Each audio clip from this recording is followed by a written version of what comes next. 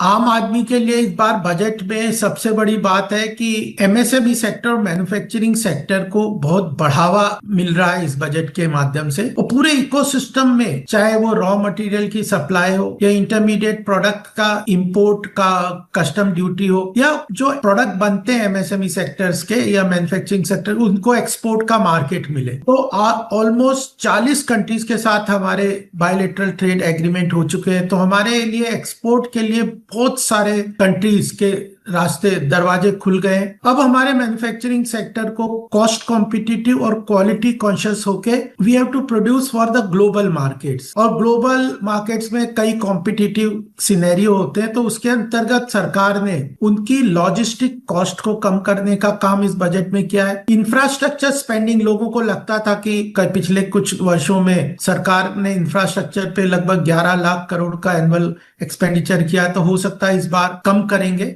लेकिन वो सरकार ने 12.2 लाख करोड़ का कंटिन्यूअस इन्वेस्टमेंट इस साल भी प्लान किया है। तो यह डिमांड भी क्रिएट करता है, ये ईज ऑफ लिविंग भी क्रिएट करता है। Road, railways, waterways, Airways, bridges, और वो ईज ऑफ लिविंग भी करता है और ईज ऑफ डूइंग बिजनेस भी करता है। तो एम्प्लॉयमेंट जो हमारे यहाँ बड़ा चैलेंज है, आम मिडिल क्लास के लिए सबसे बड़ा चैलेंज इस वक्त था एम्प्लॉयमेंट जनरेशन। और एम्प्लॉयमेंट जनरेशन मैन्युफैक्चरिंग सेक्टर के अंतर्गत होता है, तो उसमें सरकार ने बड़ा काम किया है। दूसरा, युवाओं के लिए इसमें बहुत ही महत्वपूर्ण अनाउंसमेंट्स हुए। पूरा स्पोर्ट्स इंफ्रास्ट्रक्चर, चाहे उसमें स्टेडियम बनने हो, उसमें और एकेडमीज के लिए इंफ्रास्ट्रक्चर चाहिए, उस तरह के सारे इंफ्रास्ट्रक्चर के ऊपर सरकार ने बहुत फोकस किया है।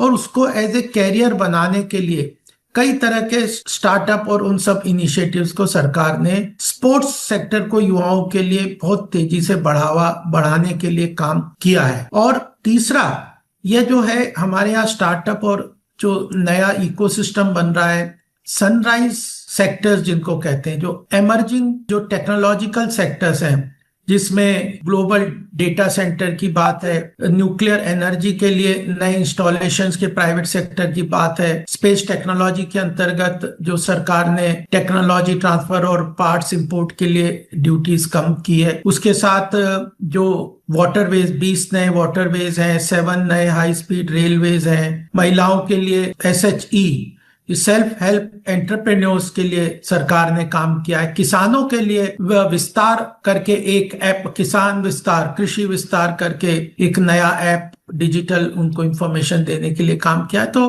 किसान, व्यापारी, महिला, मैन्युफैक्चरिंग, युवा वर्ग, सनराइज सेक्टर्स, उसमें MSME, इन सब के लिए सरकार ने बहुत प्रावधान किए हैं।